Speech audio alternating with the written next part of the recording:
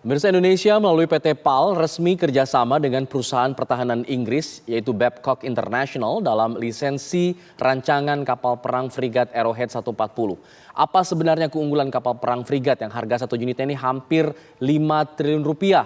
Akankah mampu menandingi kapal perang asing di perairan tanah air? Kita akan bahas mengenai hal ini bersama dengan anggota Komisi 1 DPR RI, Dev Laksono. Selamat sore, Pak Dev. Selamat sore, gimana kabarnya Mas? Sehat baik, semua? Kabar baik, Alhamdulillah.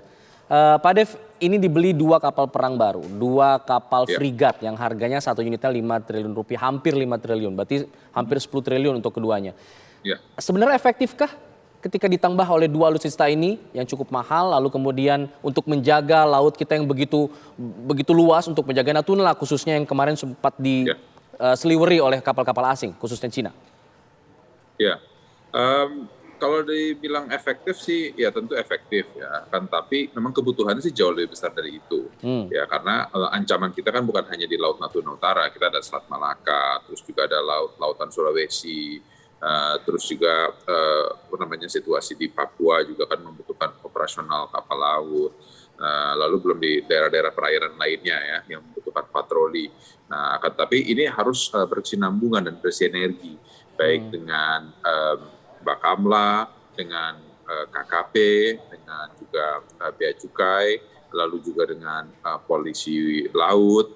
Nah, itu harus saling bersinergi untuk melakukan pengawasan dan pengamanan di perairan Indonesia.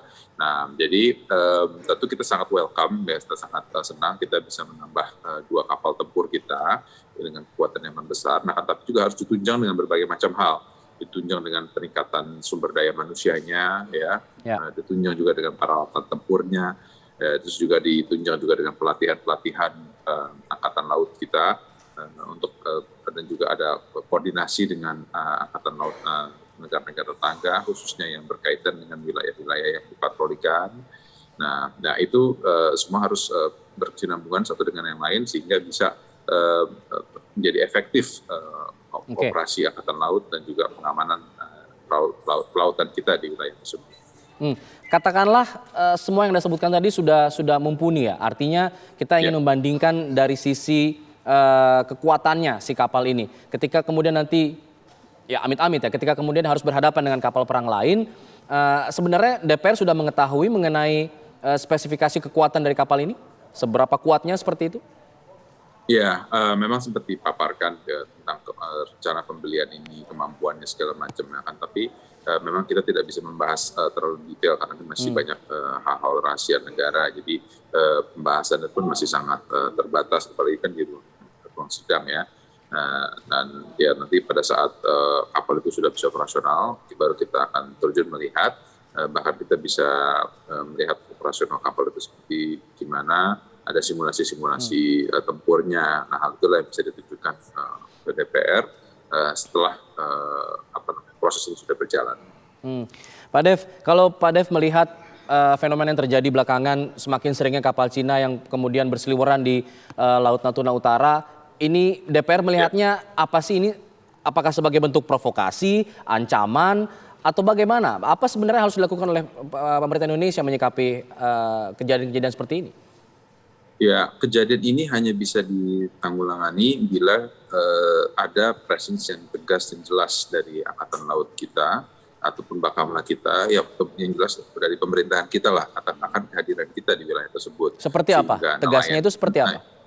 Ya, patroli, operasi latihan, sehingga negara-negara tetangga ataupun juga Angkatan Laut ataupun juga Coast Guard-nya dari negara-negara tersebut lihat dan sadar bahwa Indonesia ini sangat serius gitu untuk melakukan pengamanan di sini di wilayah kita. Nah, karena ini kan masih adanya kehadiran kapal asing di sana. Karena satu kan dikatakan itu adalah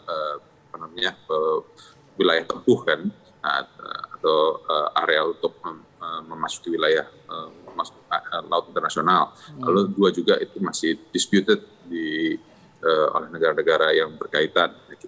Mereka Vietnam, Cina masih menganggap bahwa itu milik mereka, lahan mereka. Nah, karena belum disepakati. Nah, ya jadi ya untuk supaya kita tidak bisa diremehkan ya kita harus hadir terus di sana. Ya, baik pesawat tempur kita, kapal-kapal laut kita dan juga nelayan-nelayan kita, dan nelayan kita ya harus hadir di sana penuh dengan pengawalan daripada angkatan tempur kita, apakah itu angkatan laut kah atau dari polisi udara ataupun juga dari Bakamla. Oke.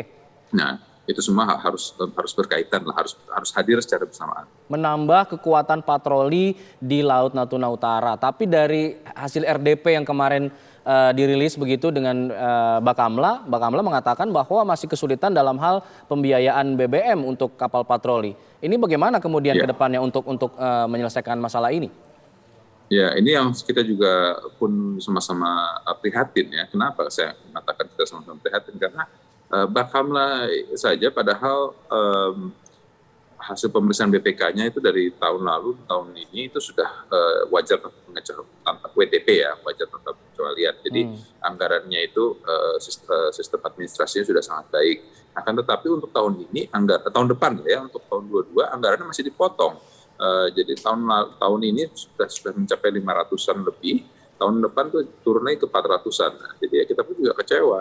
Kita pun juga mempertanyakan ini keseriusan sikap dari pemerintah, khususnya itu dengan yang Presiden itu selalu utarakan tuh ya, tol maritimnya itu. Akan tapi untuk penjagaan lautnya itu masih kurang investasi pemerintah. Jadi ya kita sih berharap akan ada perbaikan, apakah itu dalam bentuk ABT ya, anggaran belanja tambahan, ataupun juga nanti di 22 mungkin ada APBNP, sehingga Bakamla atau TNI Angkatan Laut itu bisa diperkuat anggarannya, sehingga rancangan kerjanya ke depan menjadi lebih baik. Pak Dev, kesimpulan terakhir dengan penambahan 2 frigat ini dan juga di tengah masih sulitnya Bakamla untuk memenuhi kebutuhan biaya BBM patroli, apakah ini akan kemudian menambah beban lagi dari Bakamla untuk kemudian dalam proses operasionalnya? Pasti akan ada beban yang terasa buat Bakamla, karena tuntutan untuk operasional lebih tinggi, ancaman juga sangat tinggi, sementara dukungan anggaran itu juga masih relatif rendah. Nah, itu kita harapkan ke depan itu akan menjadi lebih baik. Ya, apakah itu juga bisa ada dana-dana hibah dari asing, ataupun juga mungkin ada bantuan dari BUMN, ya mungkin dari Pertamina bisa memberikan dukungan untuk BBM buat Bakamla ataupun juga dari BUMN lainnya. Yang penting itu kebutuhan itu bisa terpenuhi, dapat ditutupi dari berbagai macam sektor. Baik, terima kasih Pak Dev Laksono sudah bergabung bersama kami di Kabar Petang. Selamat sore. Selamat sore.